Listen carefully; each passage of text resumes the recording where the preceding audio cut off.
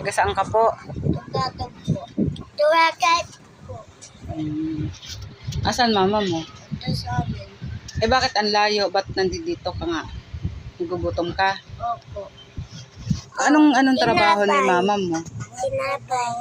Walang trabaho? Oh. Si papa mo? Ito. Tapos, asan mga kapatid mo din? Ito sa amin. So, hindi ka nag-aaral?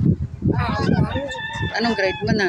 Like Grade 2 ka na?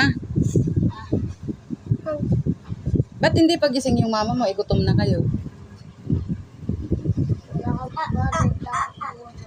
Wala kayong pagkain at saka ulam. Kawawa naman. Hindi nagugutom ka.